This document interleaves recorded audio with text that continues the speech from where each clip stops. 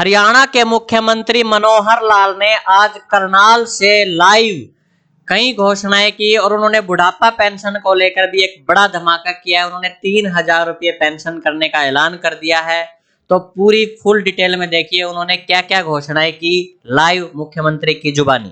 काम तो सरकारें सब करती हैं, लेकिन हमने जो विशेष काम किए, खास करके अपने प्रदेश के पंक्ति में खड़े हुए अंतिम व्यक्ति को, गरीब को, मजदूर को, किसान को, कोई भी छोटा व्यापारी, छोटा कर्मचारी जिनकी आय, सालाना आय बहुत कम होती है, निम्न आय वर्ग जिसको हम कह सकते हैं, बीपीएल जिसको कह सकते हैं, या जिनको जरूरत होती है, ऐसे जरूरतमंदों की सहायता के अनेक जो कार्यक्रम किए, उन कार्यक्रमों का आज ये जो अंत्योदय महासम्मेलन है, ये एक उसका प्रमाण है।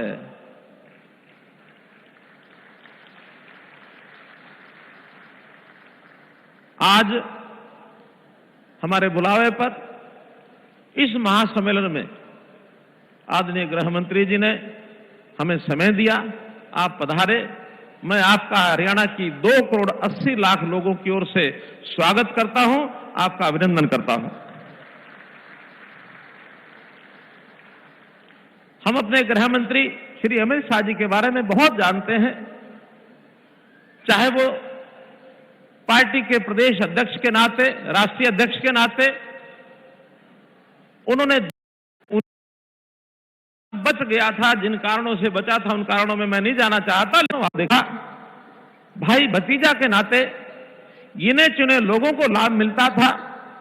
आज से 9 वर्ष बच गया था, जिन कारणों से बचा था उन कारणों में मैं नहीं जाना चाहता, लेकिन एक संयोग से अभी 2 दिन पहले सरदार वल्लभ भाई पटेल जी की भी जयंती हमने मनाई। राष्ट्रीय एकता दिवस के रूप में एकता के लिए देश भर दौड़ें हुई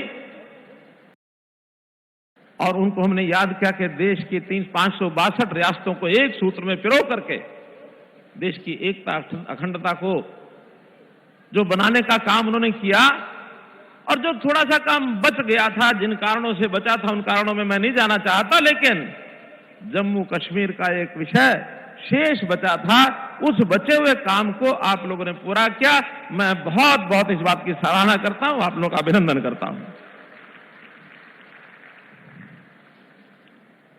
आज से 9 वर्ष पूर्व हम पूर्व की सरकारों को देखें, उस समय जिस प्रकार का एक माहौल था, उस माहौल में एक निराशा का वातावरण था, एक अवसाद का वातावरण था। भाई भतीजा के नाते गिने चुने लोगों को लाभ मिलता था, बिचौलिए काम करते थे, जाति और वर्ग इस नाते से बोलबाला रहता था। लेकिन आज हम लोगों ने वो सारी चीजें पलटी हैं। देखा जाए तो आज भी वो बाज नहीं आ रहे उन बातों से। जातिगत पॉलिटिक्स आज भी करते हैं। अभी हमने देखा होगा उप मुख्यमंत्रियों का शोषा सब पार्टियों ने छोड़ रखा है। हम आएंगे, इतने उप मुख्यमंत्री बनाएंगे, इस जाति में से बनाएंगे, हम आएंगे इस जाति में से बनाएंगे। भाई बनो, ये जातियों का खेल इस देश की जो एक बहुत बड़ी आस्था हमारी लोकतंत्र में है, उस लोकतंत्री आस्था को बिगाड़ा है। बिगड़ी व्यवस्था को ठीक करने के लिए देश के प्रधानमंत्री जी ने भी आह्वान किया है, हम भी उस पर चलते हैं कि वो अपने हिसाब से जातियों पर चलते होंगे, लेकिन जातियों पर हम भी चलेंगे। उनकी जातियां परंपरागत रूप से जैसे लोग बंधे रहते हैं, वोट बैंक के नाते उपयोग करते हैं, वो करते हैं, लेकिन हमने समाज को एक सूत्र में बांधते हुए और अगर थोड़ा अंतर किया है तो 2 जातियों में किया है, एक अमीर जाति है, एक गरीब जाति है। हम इस गरीब जाति की कठिनाइयां, समस्याएं, इनकी जरूरतें, इनको पूरा करने के लिए सरकार क्या कर सकती है, हमारी प्राथमिकता है। भाइयों बहनों, हमने आते ही योजनाएं बनाई थी, टेक्नोलॉजी का सहारा लिया, आईटी का सहारा लिया, ई गवर्नेंस के नाते से हमने लोगों की समस्याओं को आखिरी आदमी तक पहुंच करके हमने पकड़ा। हमने कभी बिचौलियों के सहारे आपके साथ संबंध नहीं बनाया।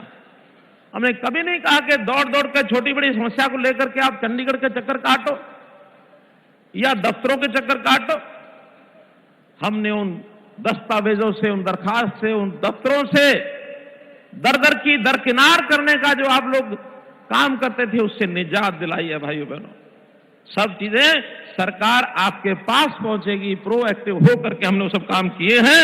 इसलिए इस काम के नाते से जो हमने सारे काम किए उसके लिए निश्चित रूप से मैं कहूंगा कि हरियाणा का समाज, हमने इसका एक स्वाभिमान जगाने का काम किया कि हम सब हरियाणवी हैं हमारी जातियां जहां काम आती हैं वहां करेंगे, लेकिन प्रदेश के नाते, देश के नाते हम जो कि प्रदेश सरकार चलाते हैं तो प्रदेश के साथ सबको जोड़ने के लिए हमने कहा हरियाणा एक, हरियाणवी एक। 9 साल पहले कहा था, 9 साल पहले कहा था, आज उसको साकार कर रहे हैं।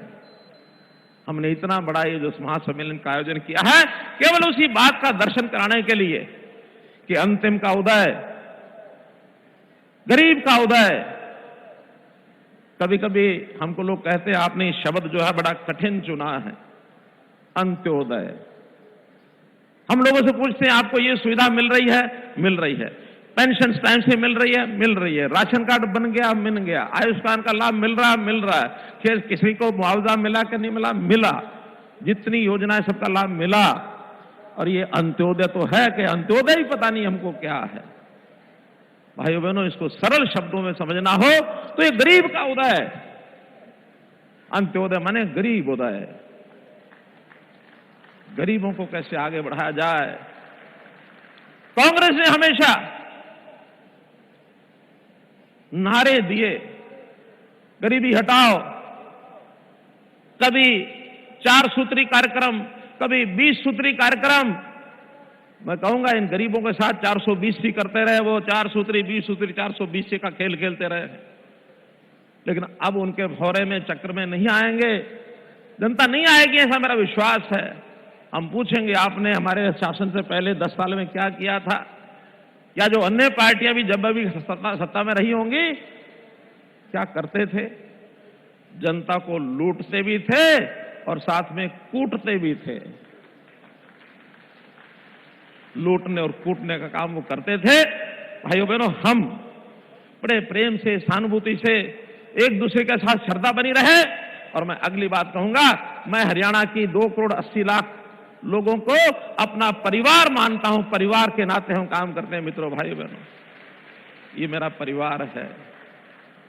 और जब परिवार मान लिया जाता है तो फिर हर किसी की चिंता करना, चाहे उसमें केंद्र सरकार की योजनाएं हो और चाहे हरियाणा सरकार की योजनाएं हो, उन सब योजनाओं को हम एक प्रकार से सिरे चढ़ाने के लिए आगे काम करते हैं। अब आगे से ये जो बाबुओं का काम, घुमाने का काम, भ्रष्टाचार का काम, 3 C को खत्म करने का काम, 3 C यानी क्राइम, करप्शन और कास्ट बेस्ड पॉलिटिक्स, इन 3 C को खत्म करने का काम हम करेंगे। और मैं ये कह रहा हूं, आज ऐलान कर रहा हूं इस बात का कि 58वां ये हमारा हरियाणा दिवस, इसको हमने मनाया है। और जैसा हम जानते हैं 58 साल के बाद एक कर्मचारी की या किसी भी व्यक्ति की रिटायरमेंट की एज मानी जाती है। ये जितनी बुराइयां प्रदेश में पनपी हैं, हमने लगातार 9 साल मेहनत की है और उस मेहनत के बाद आज हम इस लेवल पर कहने लायक हो गए हैं। आज से इन सब बुराइयों का और रिटायरमेंट होने का टाइम आ गया, हमने सब रिटायर कर दी। किसी बुराई को भी हम पनपने नहीं देंगे, जड़ से मिटाएंगे और 7S पर काम करेंगे। 7S, शिक्षा, स्वास्थ्य, सुरक्षा, स्वावलंबन, स्वाभिमान, सुशासन और सेवा। ये 7S हैं जो जनता के काम आएंगे। उनके लिए शिक्षा, स्वास्थ्य, सुरक्षा, स्वाभिमान, स्वावलंबन, सुशासन और सेवा, इस नाते से 7S पर काम करेंगे। और जनता का जो खजाना है, सरकारी खजाना, इस गरीब जनता के लिए खोल के रखेंगे, कभी कोई कमी नहीं आने देंगे मित्रों, भाइयों बहनों। बहुत सी योजनाओं का जिक्र प्रेजेंटेशन में हुआ है उसकी चर्चा मैं नहीं करूंगा। मैं तो इतनी बात कहूंगा कि हमारा भविष्य कैसे सुधरे, कैसे हम आगे अपने जीवन की कठिनाइयों के बंधन को तोड़ करके आगे बढ़े। सरकार हमेशा आपके लिए तैयार रहेगी। जहां तक इन योजनाओं का जिनका उल्लेख हुआ, एक योजना आपको बता रहा हूं मैं कि गरीब परिवार जिनके घर में से कोई नौकरी पर नहीं जा सकता था, ये नौकरी में आगे कैसे बढ़ें, इसके लिए हमने 5% अंक ये अलग से स्पेशल देने का काम किया। कैसे घर जिनके घर में एक भी नौकरी नहीं है उसको 5% अंक अलग मिलेंगे। और मुझे खुशी है कि अब जो नई नौकरियां मिल रही हैं इसमें 60 से 65% लोग 5% का जो फायदा है वो लेकर के बढ़ रहे हैं, अर्थात नए लोगों के घरों में नौकरी मिल रही है। ये जो पर्चियां खर्चियां ये लेकर के जो चलते थे वो जमाना लद गया, खत्म हो गया। अब किसी को अप्रोच करने की जरूरत नहीं है, किसी को पैसा देने की जरूरत नहीं है। आप केवल अपने बालक की पढ़ाई, उसको योग्य बनाओ, टैलेंटेड होगा। और अगर परिवार में नौकरी नहीं है तो थोड़ा सारा 5 नंबर का हम भी लगा देंगे कि आपका परिवार भी इस रेखा में से निकल जाए, आगे बढ़ जाए। हमने बहुत सी योजनाएं बनाई हैं। मैं तो आज इतना ही कहूंगा कि हमारी ये जो योजनाओं के लाभ चाहे केंद्र सरकार के हैं चाहे प्रदेश सरकार के, मेरा एक अनुमान है, हमारे चीफ सेक्रेटरी साहब कह रहे थे लाखों लोगों को लाभ मिला है, उसमें से इतने सारे लोग आए हैं। मेरा अनुमान है 1 करोड़ से ज्यादा लोगों को यह लाभ मिल चुका है। मित्रों, 1 करोड़ से ज्यादा हमारी 2 करोड़ 80 लाख की आबादी में से। आज तो एक वानगी है जो बार बार हमको कहते हैं कि आपने ये जो आईटी टेक्नोलॉजी, ये जो पोर्टल बना दिया, परिवार पहचान पत्र बना दिया, हम आएंगे तो खत्म कर देंगे। मैं उनको शुभकामना देता हूं कि इस वाक्य को बोलते रहें कि हम आएंगे तो पोर्टल खत्म कर देंगे, हम आएंगे तो परिवार पहचान पत्र खत्म कर देंगे। जितना ज्यादा बोलेंगे उतना जनता को इस बात का पता है कि हमको जो योजनाएं सेवाएं लाभ मिल रहे हैं ये केवल इस पोर्टल से मिल रहे हैं, केवल इस परिवार पहचान पत्र से मिल रहे हैं। बोलते रहेंगे तो अपने आप दुनिया पोर्टल और परिवार पहचान पत्र तो क्या खत्म करेंगे, लोग उनको खत्म कर देंगे जो ऐसा बोल रहे हैं। भाई बहनों, विकास की बात सामान्यतः सब सरकारों के लिए की जाती है। अंतर इतना ही है कि पहले की सरकारें गलियां, नालियां, सड़कें, बिल्डिंग, रोड, ब्रिज इसी को मानते थे। ये काम करने जरूरी है, हम भी कर रहे हैं और उनसे ज्यादा कर रहे हैं। लेकिन जनता के जीवन को सरल करना, उनको खुशहाल बनाना, उनको आगे बढ़ाना, स्वाभिमान बढ़ाना, जो गरीब जनता है उसको आगे बढ़ाने का काम ये कभी किसी ने किया नहीं, हम करेंगे। जनता के अंदर खुशी की लहर आए, हैप्पीनेस इंडेक्स इस हरियाणा का कैसे आगे बढ़े, इसके ओर हम काम करेंगे। और निश्चित रूप से इसके लिए बहुत सी हम नई योजनाएं भी बना रहे हैं। एक घोषणा में करके और अपनी बात समाप्त करने से पहले निवेदन करूंगा गृह मंत्री जी से कि अभी जैसे योजनाओं में हम पता है कि लगभग 30 लाख लोगों को हम मासिक पेंशन 2,750 रुपया दे रहे हैं। उसमें वृद्धावस्था पेंशन है, उसमें विधवा बहनों को पेंशन मिलती है, उसमें दिव्यांग बंधुओं को पेंशन मिलती है, कुछ और जो परमानेंट स्थायी बीमारी के नाते से कुछ लाचार लोग हैं उनको मिलती है, 27.5 रुपए मिलती है। हमने अपने घोषणा पत्र के लगभग 95% वायदे पूरे कर दिए हैं। एक 5% जो बचे हैं इस वर्ष के अब शुरू हुआ है, अगला पूरा वर्ष हमारे पास है। लेकिन एक बड़ी घोषणा जो हमने वादा किया हुआ है कि हम इस पेंशन को 2,000 से 3,000 करेंगे। 250 रुपया बचा है। 1 जनवरी से ये योजना 3,000 रुपया इन बंधुओं को मिलेगी, ऐसी ये घोषणा मैं करता हूं।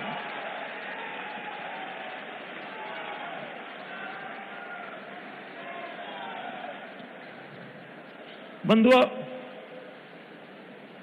अंतिम जो बात मुझे कहनी वो ये कि आज हम करनाल की धरती पर बैठे हैं। करनाल दानवीर कर्ण जी के नाम से और जाना जाता है। दानवीर कर्ण के बारे में हम जानते होंगे कि वो एक सामान्य परिवार में जन्म लिया हुआ बालक, बल्कि एक जिनको हे दृष्टि से देखा जाता है, इस प्रकार के उनके जन्म की कहानी। यानी वो व्यक्ति इस प्रकार के परिवार में जन्म लेने के पर मां की गर्भ से जन्म लेने के बाद बड़े होकर के कितनी कल्याणकारी योजनाओं के साथ उनको जाना जाता है। ऐसा नहीं कि सारी योजनाएं, सारे ऐसा परोपकार का काम कोई बहुत बड़े बड़े धनाढ्य लोग करते हैं, बड़ी कुर्सियों पर बैठे हैं वो कर सकते हैं, बहुत ज्यादा ऊपर पढ़े लिखे लोग कर सकते हैं। सामान्य व्यक्ति भी सेवा के काम में आगे उतर सकता है। और हमारे लिए प्रेरणा स्रोत दानवीर कर्ण है। दानवीर कर्ण के साथ हम अगर उनकी प्रेरणा लेकर के कोई भी समाज का काम, परोपकार का काम करना चाहें, सामान्य व्यक्ति भी कर सकता है। दानवीर कर्ण के बारे में लिखा है कि जग में जो भी निर्दलित प्रताड़ित जन है, जो भी निहीन है, निंदित है, निर्धन है, ये कर्ण उन्हीं का सखा बंधु सहचर है। विधि के विरुद्ध ही उसका रहा समर है। उनके जीवन को उठा के देखे, दान वीरता में उनके कोई सानी नहीं है। तो इस प्रकार का एक आदर्श हमारे लिए है। मैं आदरणीय गृह मंत्री जी से एक निवेदन करूंगा कि अभी कुछ और योजनाओं का आप जो है लॉन्च करेंगे, हमारे सबके लाभ के लिए हैं, उसका मैं निवेदन करता हूं। और अंत में एक सूचना कि आपको जाते हुए एक बस्ता, एक किट मिलेगा, थैला मिलेगा। उस थैले में कुछ चीजें रखी हैं जिसके अंदर एक कैलेंडर होगा, एक रजिस्टर होगा, स्कूल में जाने वाले बच्चों का उपयोग वो कर सकते हैं। प्रधानमंत्री मोदी जी का उसमें एक संदेश होगा और एक मेरा एड्रेस लिख करके जो पता लिखा हुआ है, पोस्ट कार्ड, एक लिफाफा, ये भी होगा। आपको मैं आह्वान करता हूं कि कभी कोई मन में बात आए, किसी और को बताए न बताए, लेकिन एक 4 अक्षर लिख करके और मेरे पते लिखे हुए इस पोस्ट कार्ड पर या लिफाफे में कागज डाल करके भेज देना। आपकी हर बात मैं स्वयं पढ़ करके उसके ऊपर संज्ञान लूंगा। भाई बहनों, आप मेरे परिवार के सदस्य हैं। आपको इस बात की भी जानकारी होगी कि जिस दिन आपका जन्मदिन होता है, मैं उस दिन आपको एक संदेश भेजता हूं। आपके जन्मदिन पर किस किस को संदेश मिला है, जरा हाथ खड़े करो। इतने सब लोगों को जन्मदिन का संदेश मिला है। साल भर में हर एक को संदेश पहुंच जाए, क्योंकि आप मेरे परिवार के सदस्य हैं, मेरे भाई बहन हैं। इसलिए मित्रों, भाइयों बहनों, इस नाते से परिवार का सदस्य मान करके आप ये मेरे साथ रखना। और एक अंतिम बात कि आपको जो कैलेंडर मिला है, उस कैलेंडर में छुट्टियां लिखी हैं। इस दिन अगले साल का वो कैलेंडर है, 1 जनवरी से है, इस दिन कौन सी छुट्टी है, कौन सी छुट्टी है, कौन सी छुट्टी है। लेकिन अगले साल में 2 छुट्टियां ऐसी आएंगी जिनका उसमें अभी उल्लेख नहीं किया है। वो 2 छुट्टियां कौन सी होंगी, वो जब भी तय होंगी उसको मैं आपको पता लगेगा। और जिस दिन वो छुट्टी हो तो तारीख पर गोल तारा लगा देना। और उस छुट्टी के दिन आपने क्या करना है, ये काम भी जैसे वो छुट्टी घोषित होगी आपको पता लग जाएगा। वो 2 छुट्टियां कौन सी होंगी? पहली छुट्टी होगी जिस दिन लोकसभा का चुनाव होगा, और इसी साल की दूसरी छुट्टी होगी जिस दिन विधानसभा का चुनाव होगा। उन दोनों तिथियों पर आप गोलदारा लगा देना। जरूर याद रखना उन 2 दिनों को आपने क्या करना है, क्या नहीं करना है। बस मेरा संक्षेप में, इशारे में जितना कहना था मैंने कहा। आपका बहुत बहुत धन्यवाद, बहुत बहुत आभार।